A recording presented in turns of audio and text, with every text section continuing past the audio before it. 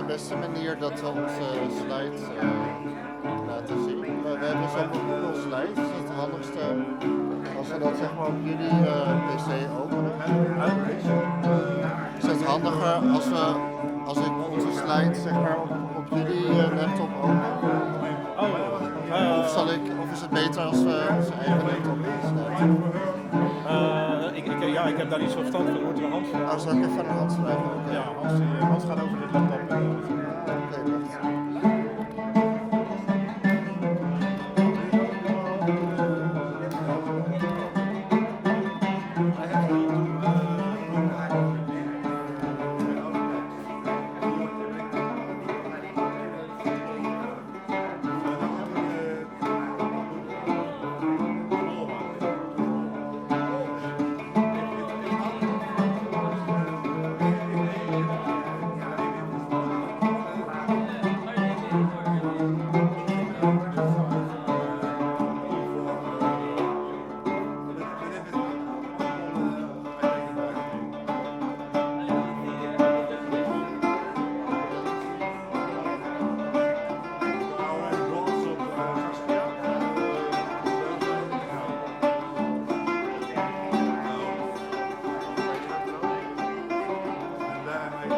Oké, wacht.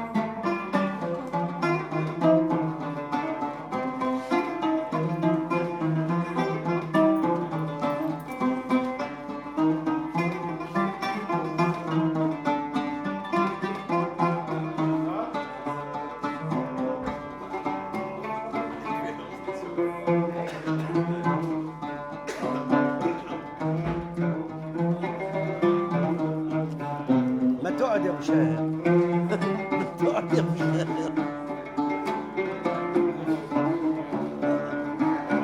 ولا يقعد يا زلمه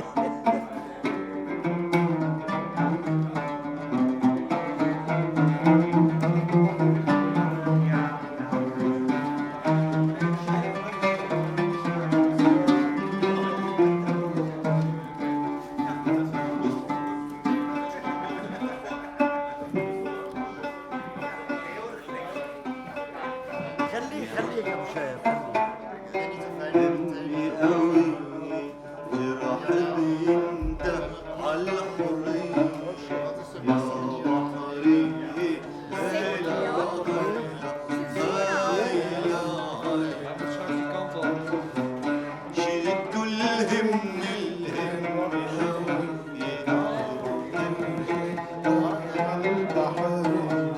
يا بحري هيلا هيلا هيلا هيلا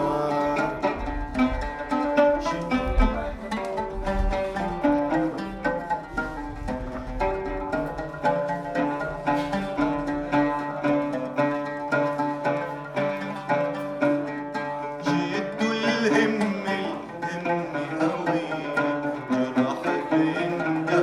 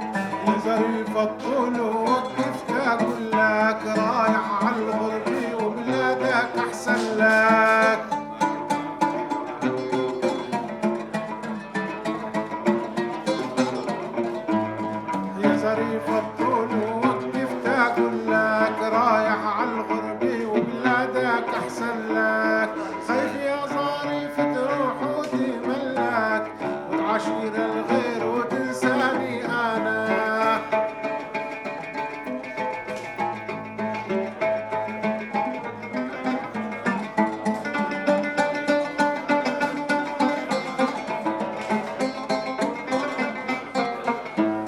يا ظريف الطول ويا ابو سماحوك يلي ربي بدلال امك وابوك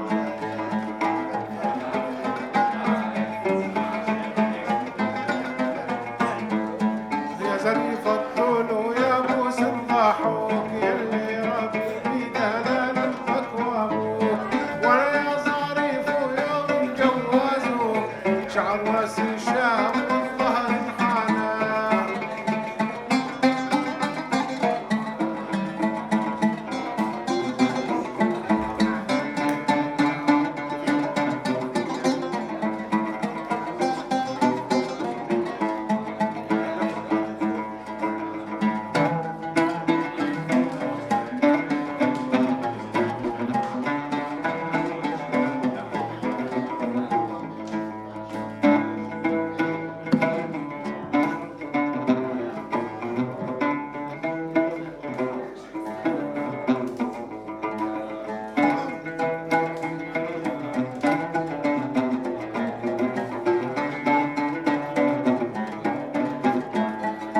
جفراوي يا الربيع وتقول استنوني ما بنسى قطاف الشجر والطوف زيتوني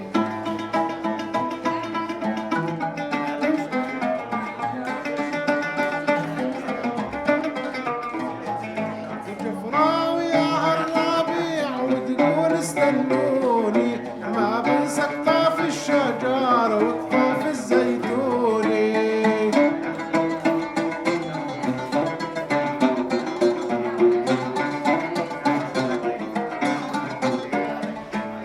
بنسى منسفها لي وخبزات الطابوني مهباش دق القهوة وسهرات الليلية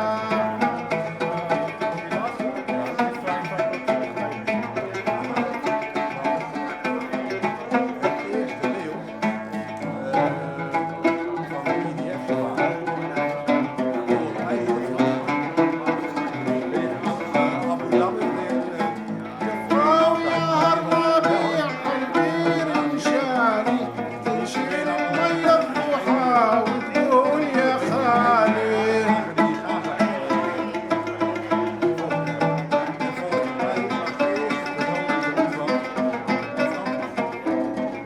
هياك تنسى الوطن وكروم الدوالي وحصاد زرع القميع عالقمر سهرية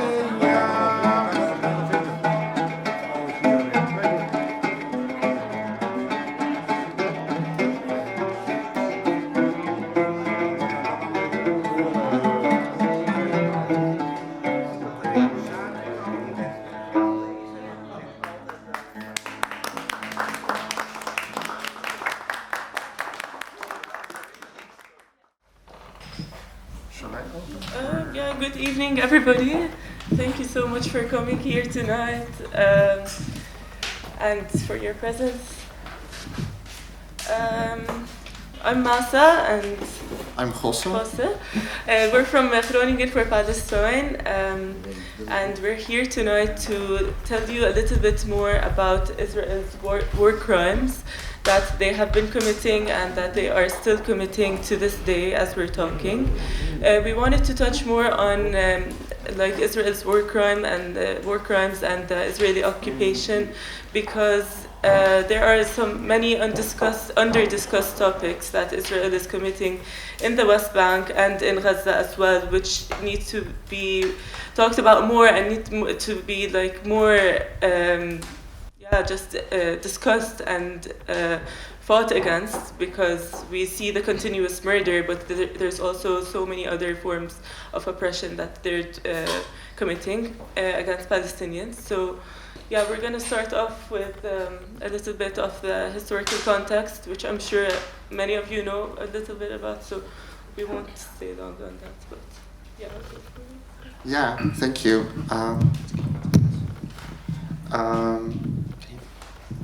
Yes, thank you. So before actually we go into a little bit into the history, we would like to just remind you of like the present in Gaza.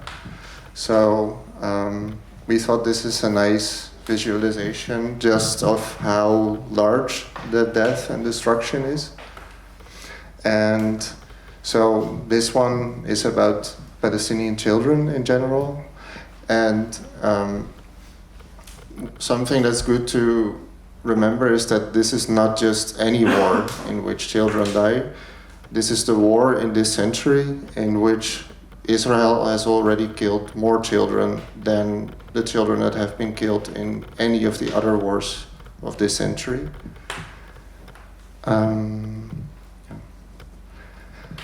So here's an infographic. Actually, if you want to stay up to date, Al Jazeera has a good page where they push the new statistics every day or every other day. And I mean, it's about people, not about numbers, but the numbers do speak for themselves. We're at almost 30,000 Palestinians who have been killed now. And most of them in Gaza, but also almost 400 in the West Bank. So we're talking like since October 7th until now. And a huge portion of these are children also. And it's not, the human toll is the main thing, of course, but it's not just that, it's the entire land that's being destroyed. So many buildings, so much infrastructure, so many hospitals, so many universities, so many places of worship have been destroyed, and barely anything is left.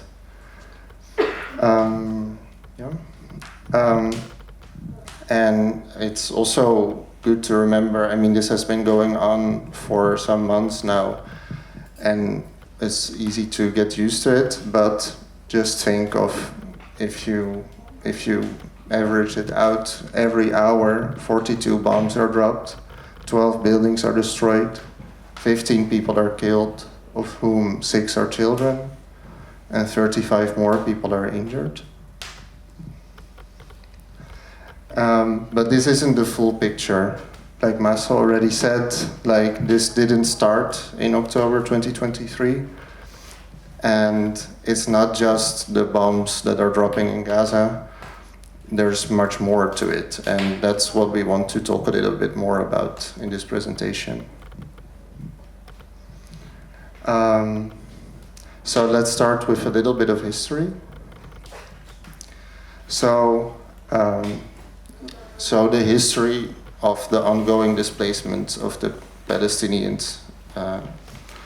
And this started even before the State of Israel existed. In 1917, the British took control of what was called the Mandate area of Palestine. And so this statistic is from shortly after the start of that period. So in 1922, 750,000 people in total lived in the Mandate area, of whom a minority, 84,000 were Jewish. And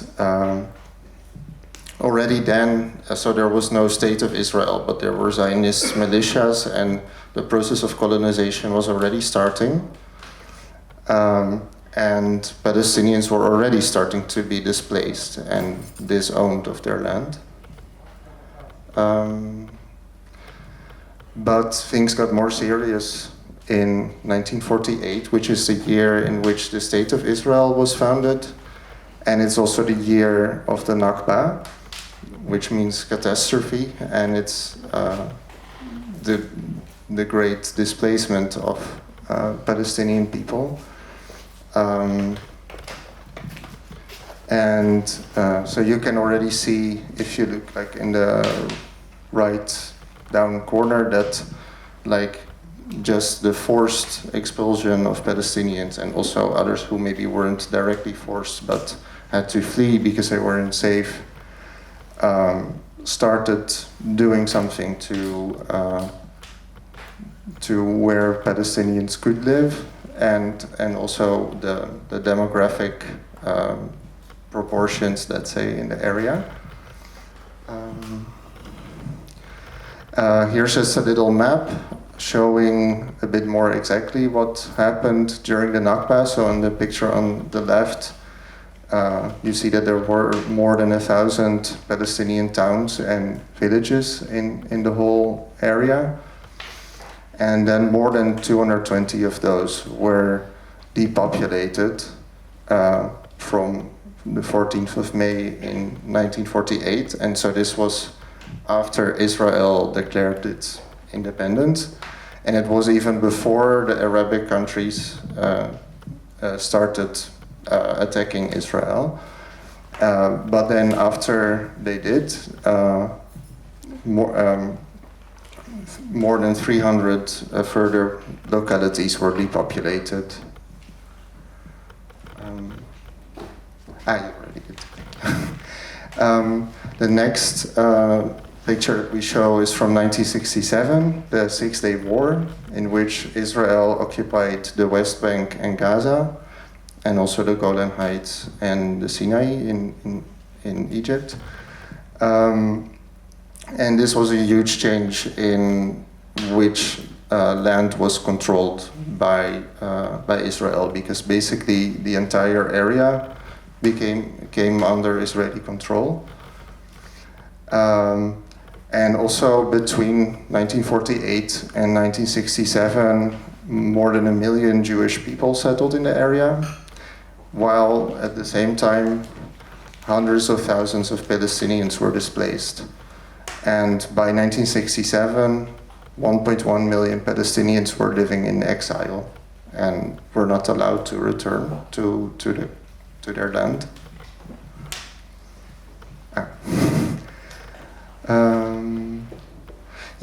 And so fast forward to today. Today it's still the case that Israel controls essentially the entire area. Yes, there are some areas where Palestinians have some control, but in the end, all the military control is in the hands of Israel. And even in Gaza, this is the case. They are surrounded on all sides by hostile militaries. People who are born in Gaza can not leave under most circumstances. Not even through the sea, which is also controlled by Israel. And so at this point, so between 1967 and 2008, 1.8 more million Jewish people settled in the area. And again, 240,000 more Palestinians were displaced. And all in all, in 2008, 5.3 million Palestinians were living in exile. And so here's just a bit more detail on how there is a forced displacement and forced replacement of the population.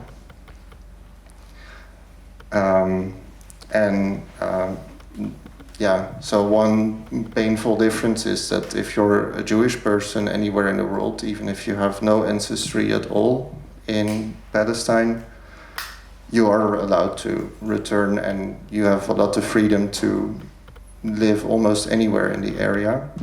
Whereas if you're the descendant of Palestinians who were displaced in the last century, and so you have a very strong connection to this land, you're not allowed to return.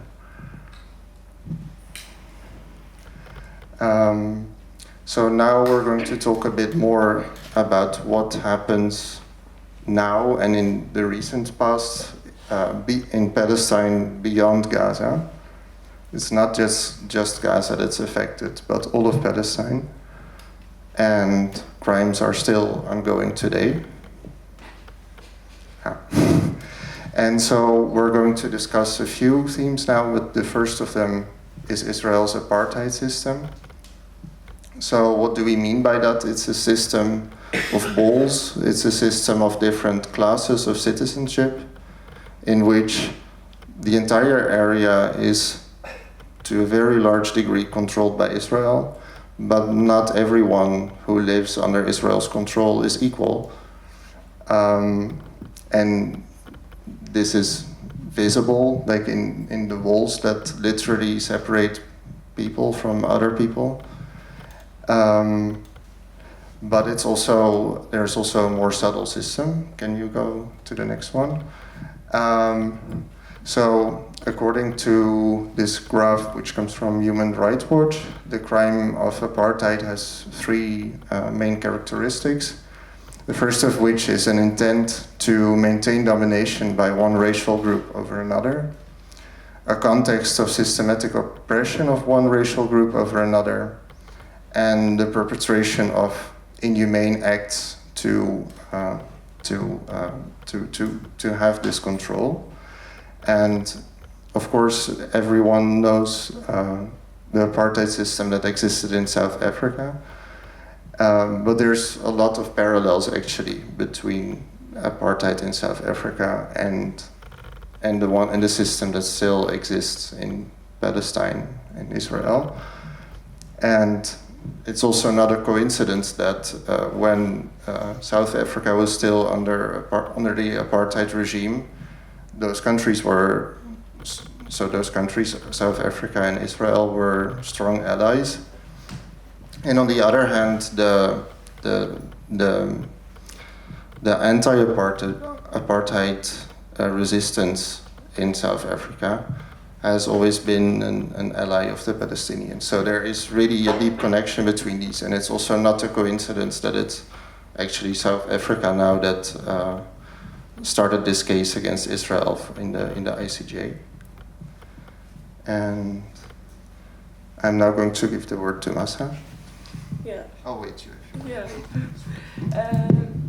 Yeah, like Jose said, there's like a lot of inequality between the different citizenships that you acquire in Israel, which is something that's like a big class struggle for Palestinian Israelis who have the Israeli passport and are living in the Israeli territories, but of Palestinian heritage, of course. And even though they have the same nationality as Israelis, so they're supposed to have the same civil rights, but of course that's not the case. They have a lot of, they still experience immense racism, and in the workplace also, where they do not get the same jobs that Israelis do, even though they hold similar citizenship, if not the same. And here we can also see that Palestinian citizens of Israel are they are barred from entering 68% of the towns in Israel, and we can see also East Jerusalem Palestinians where Israel can revoke the residency if you live outside of that. And then we have the even lesser powerful passports, which are the West Bank Palestinians who are barred from Israel, who are barred by Israel from all of the West Bank except for 38% of it. And lastly, we have the besieged Gaza Strip, which has sanctions all around it, where they can't leave even if there are medical reasons, but it's really, really difficult and really, really costly. And finally, we have the exiled Palestinians, who are people like a lot of people here, people like myself and my family, who have been exiled by Israel starting in 1948 and going on from also in 1967. My family had to flee in 1967 from the West Bank because of really unideal conditions, and that further continues our displacement across the globe, where I think by now there are over 7 million Palestinians who are displaced across the globe, but it's really nice that we're here together to be together with the Palestinians. So also, one of the most horrific war crimes that Israel commits is the harvesting of organs, of Palestinian organs, where oppression is even after they're dead. They are still oppressed. Israel has admitted to that war crime actually, and they have said that they have stopped harvesting the organs of Palestinians in order to they take the Palestinian organs and use them for other medical purposes for other Israeli citizens, where they can get medical treatment, or where they can research this type of organ, or where they can research other cases based on the cost of Palestinian dead bodies. And that is still happening, and we also saw it happening really recently in the Gaza Strip about 2 weeks ago, where Israeli bulldozers raided huge mass graves and took out about 5 to 6 bodies, and children have seen that happen, and they are eyewitnesses to the actual stealing of dead bodies and the harvesting of their organs for other reasons, which I think medical institutions everywhere all around the globe should be so alarmed by this happening. Where is the ethics in that? Of course there aren't any, but this is where we should put pressure on our institutions, either medical or academic, and to show them this evidence where their actions are actually really effective if they do something about that, because this is related to everybody alike in the medical sphere, especially in this case.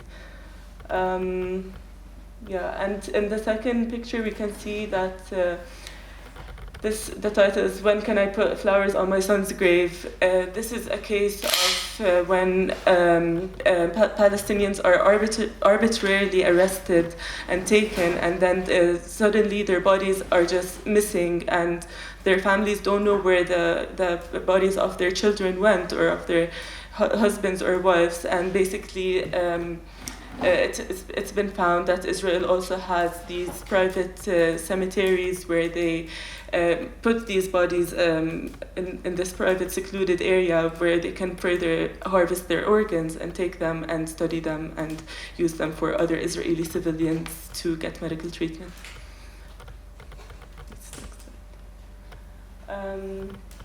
So exactly what it says: international committee must investigate Israel's holding of these dead bodies, and they should investigate where half of these bodies have gone missing. And this is still a very heated case right now, because there are a lot of missing bodies in Gaza and all around the West Bank from these arbitrary detentions. Yeah, you can read this if you want. I can read it out loud. Concerns about organ theft from the corpses were brought up by Euromed Monitor, which cited reports from medical professionals in Gaza who quickly examined a few bodies after their release. These medical professionals found evidence of organ theft, including missing cochleas and corneas, as well as other vital organs like livers, kidneys, and hearts. We can also see here that an Israeli doctor has actually investigated that, and she has disclosed in her book that organs were indeed taken from dead Palestinians. And this is also related to why is international law not doing anything about this, even after Israel has admitted to this war crime, but they continue to do so. So, yeah. Next, please. This is one this is one war crime in relation to, of course, humanity and, of course, the medical sector. But now I want to touch a bit more on the environmental ethnic cleansing and the environmental oppression and the environmental occupation that Israel also does on Palestinian land.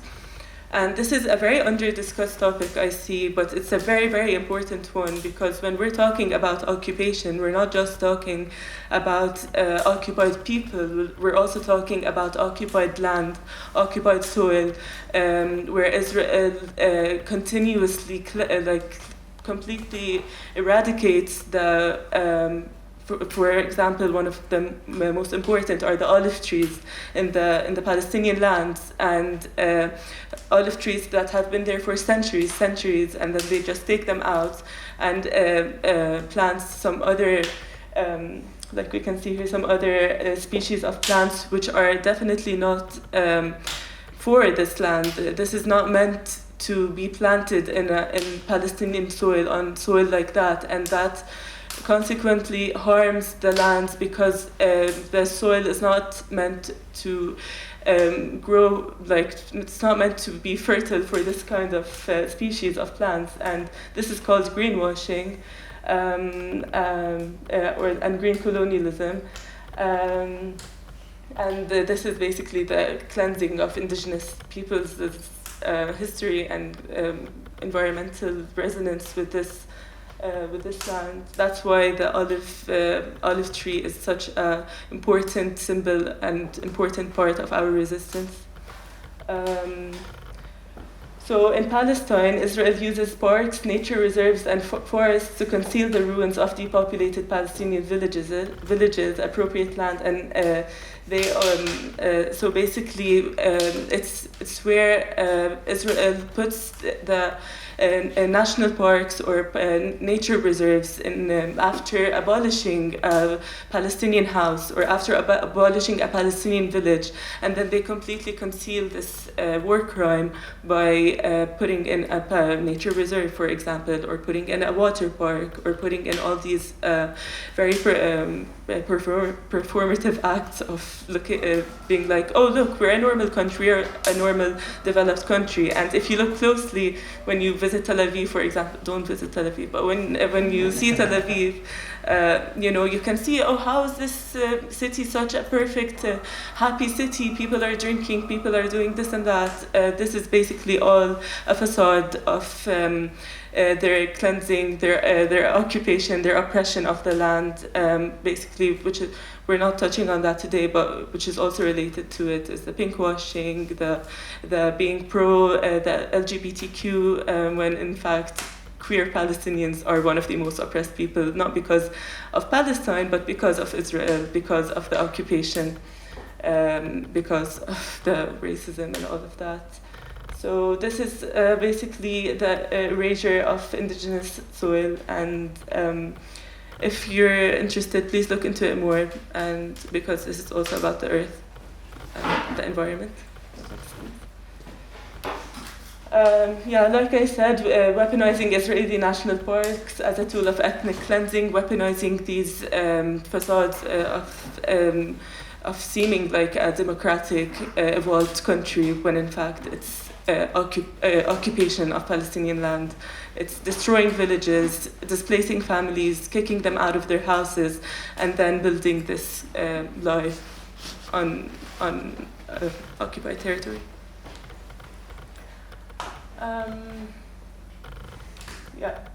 So now I want to touch on a third war crime, because we have seen, of course, the genocide, the ethnic cleansing that has been going on in Gaza for the past, ever since October 7th.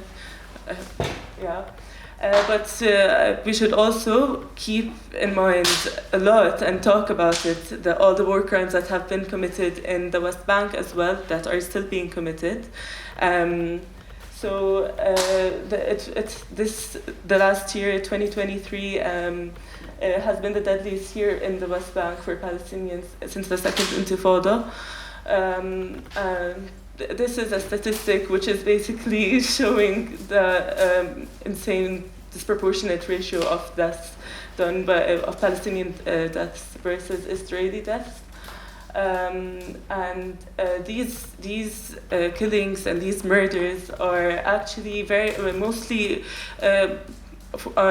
done against unarmed civilians, against innocent citizens, against a child who's throwing a stone, in a case of self-defense against a big Israeli tank, for example. And these killings are happening every day. Like they happen to the closest people. An extended family of mine was shot and killed too in Tut Karim just because he was outside on the street walking, going to the supermarket.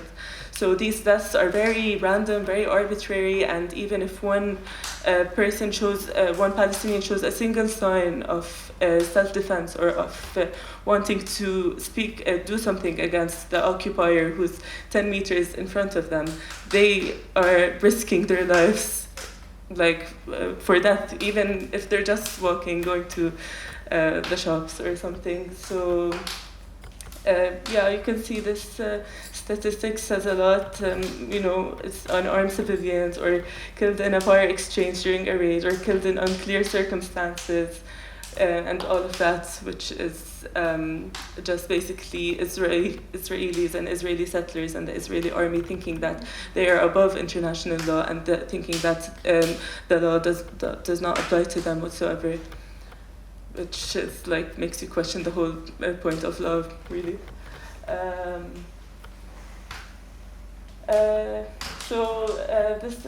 We can see here that at least 390 people, including 102 children, have been killed in the West Bank ever since October 7th, and these are just the documented murders. There are many, many undocumented murders that will never be reported, probably, because that is also related to the first war crime that I mentioned, because they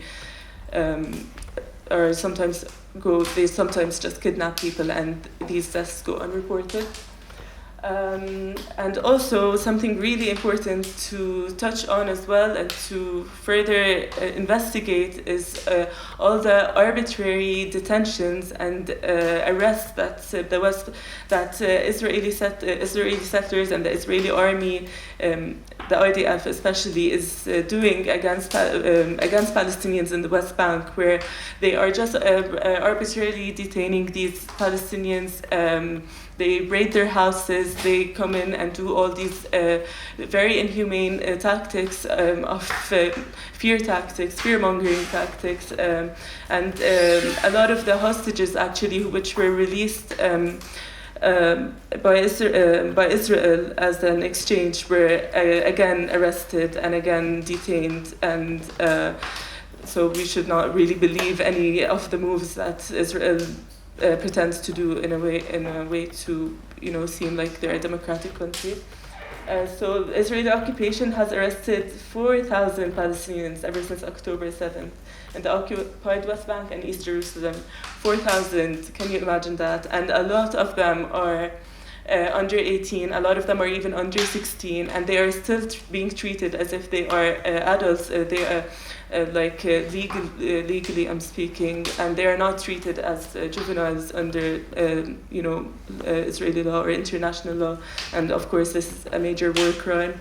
And not to mention like we saw in the documentary, the absolutely horrific torture that they go through in these prisons, because they are not just imprisoned, they are tortured, they are beaten, they are abused, sexually abused, verbally abused, physically abused, all these different types of abuses. And we can see one amazing, very inspirational Palestinian prisoner who left, sorry, I forgot the word in English, but her name is Isra Al-Maani, and she has been really tortured, and like half her face was burnt off, and she has been really like completely dealt with very inhumanely. And now you can come up to me after and I can give you her details, because she's very inspiring, and now she's talking about everything that she has been through in these prisons, and also being like still putting out this wisdom and this motivation and this inspiration that she still has within her, even after all these years of inhumanity done upon her. And this just shows basically how resilient and how strong the Palestinian resistance is. And and that's not just one person, that's all of Palestine, of course, all of Palestinians. Because we have said a lot of statistics, a lot of numbers, of course you don't forget that, and I hope you don't forget that these are still people, like we see these, their faces. We need to remember their faces, we need to read stories about them, we need to uphold their memory, because whole families are being massacred and genocided, and nobody is left to talk about their story except for us. That's why we need to keep talking about their stories, and we also need to fight to prevent this from continuously happening, even though I know a lot of us feel really helpless at this point, because it's been 4 months and over 30,000 people have been killed. But of course, this is not our place to be tired. This is not our place to give up right now. This is not our place to even to have a little, so I mean, of course you can take a break, but that doesn't mean that this break is not for you to fight even harder after you have rested for a bit. So basically, I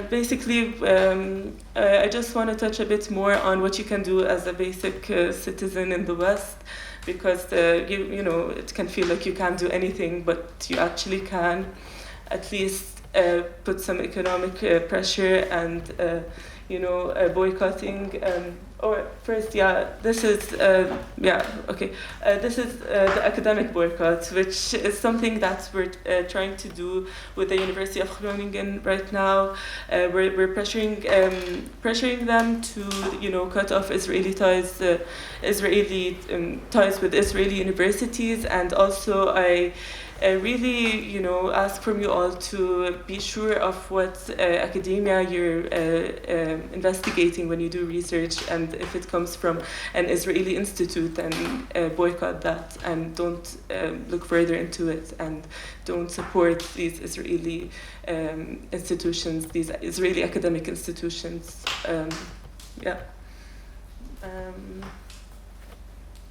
Can you... and now, if you don't remember, we're just putting this on again, so you will remember what brands to boycott, because this is the least we can do, and it's so easy to boycott. Just like, don't buy from these brands. I hope all of you are boycotting by now. I know it's not that easy to boycott Google or Disney or stuff like that, but there are ways that you can go about it. For example, you can stop buying from Amazon. You can, don't watch Disney on the Disney platform, and just all these other brands, you can really boycott them. And boycotting, people in the West think that it's really unfeasible and a really not effective tactic, but it has been proven before in other revolutions, like the South African Revolution, the Algerian Revolution, where boycott was really, really effective, and where a lot of businesses were just economically doomed because of civilian pressure and civilian boycott. So it is actually really effective, and it's really working also in the Middle East. So why not continue this here too? And last but not least, this is the end of the presentation. If you want to join GFP, you're more than welcome to join. We're not exclusive group at all. We want anybody to join and help us, because we're one of the few groups in Groningen, and we really need a lot more action in Groningen, and especially up here in the north, because I can feel it. I don't know if other people can feel it. The racism is really, really bad right now, and the looks, the stares, the way people treat us is not really healthy at all. And so it would be really good to have more solidarity for Palestinian people here in Groningen, and also for Palestinians across the world, because the North is just really proving its fascism right now. So that's why you need to come to protest. You don't need to, but you kind of do in a way. And come to protest, come to these sit-ins, come to, all these demonstrations. Don't go to Starbucks, don't go to McDonald's, don't go to Burger King, all of that. And so if you want to join, you can come up to us and protest on Sundays and Thursdays. Since in the new year, it's every other Thursday and every other Sunday. So there's one tomorrow actually, and then on Sundays it's always at Grote Markt. Those are regular demonstrations, and on Thursdays there's sit-ins at the station, always at 6. Yeah. But if you want to stay up to date with our events, so there's the protests, but there's also other events like this one tonight. If you want to stay up to date, our Instagram is the best way. And one last thing I want to say, on Wednesday, upcoming Wednesday, from 11 to 12 p.m., me and some other fellow PhD students and another student and another staff member in the university are going to be having a board meeting with the university to call them out on their inaction, and we want them to at least condemn what's going on, or at least bring light on what's going on, because this is still a responsibility that every institution has to do. So we're gonna have this meeting, and we're also planning to have like a walkout demonstration outside of the academy building, but we're not gonna post it online because then it won't work out. So if you would be available at that time, like to sit outside the academy building from 11 to 12 p.m. Yeah, that would be amazing. We're trying to, have some voice and stuff while we're having the meeting, and also afterwards. So, because we're not really expecting that much, but we're gonna try our best. So, if you can be there, be there. And yeah, thank you so much for listening. Thank you. Yeah. Yeah, thank you so much.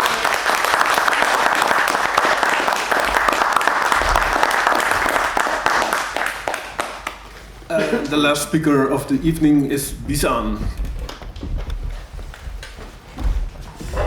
Hello everyone, thank you for being here. My English isn't the best, but I'll try. 1 second. Yes.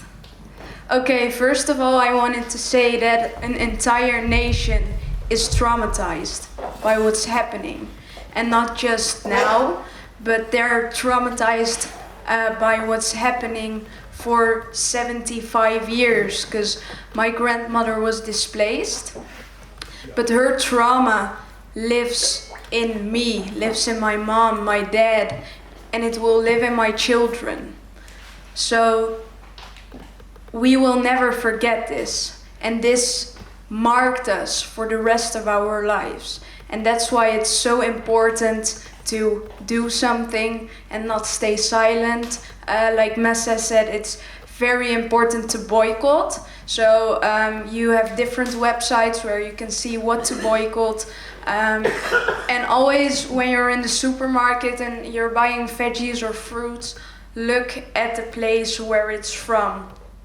And if it's Israel with like potatoes and stuff, don't buy it. Because like you're funding the killing of these innocent people and the occupation of their land. So first of all, that's important to say, but like I think we all are questioning like, how do we continue from here? What can we do? How will the future be? And to be honest, I don't know.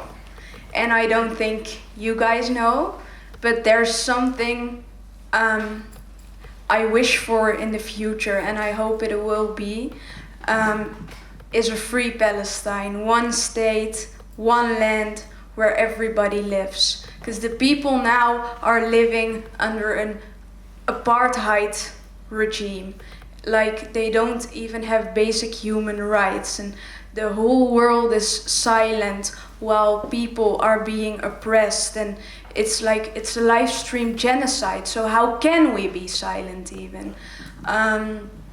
So it's important to stay talking about Palestine. And you hear a lot of these people from the Tweede Kamer saying two-state solution, but a two-state solution isn't a solution, because where will that be a solution? Like, is it normal to say, oh, this is my house now, I'll live here, no problem, I'll take half of the land and the other half is for you, and just take my soil, my ground, my house, everything we worked for. So it's an entire nation that will be traumatized forever. It's an entire nation that lost, but still that nation is fighting. Because like 3 months in Gaza and people are still finding ways to charge their phones, even though the electricity is cut, there is no food, no water, they're drinking seawater, stuff like that. They're still alive, they're so strong. Like, I can't believe how strong these people are. Like, for 75 years they are fighting against apartheid and oppression, and they're still standing, and every day, like, they're smiling even though they are in pain. Like, what they're going through is not normal, it's bizarre, and I don't understand how this is possible. Like, in 2023, where we have media and stuff like that, like, how is it possible that that people don't stand on the streets with like half of the Netherlands protesting and asking for our Tweede Kamer to stop this? It's unbelievable. But I believe there is only one solution for this all in the future. That's one state for everybody, where everyone has the same rights. And like, we need to get the right to return to our homes. We need to be compensated for the stuff they stole from us. But that's not the only thing. Those war criminals need to be charged for their deeds. Those IDF soldiers who killed children, we could say, like, they don't know anything else, and in schools they learn them Arabs are bad, but like, they have brains, they can think for themselves. And not only that, like, we have social media these days, so if you want to look anything up, you can find everything. Everything is live streamed. So those people are guilty, and we need to prosecute them, and we need to work hard with each other. Like, I think there's maybe 20 people here, maybe 30. My inschattingsvermogen is not very good. But like, you know, we're not the only one. Like, look at Rotterdam, Amsterdam, we're standing with thousands of people. So we can make a change. Even though it feels sometimes like we can't do anything, we can, and we will. And every apartheid system will fall in the end.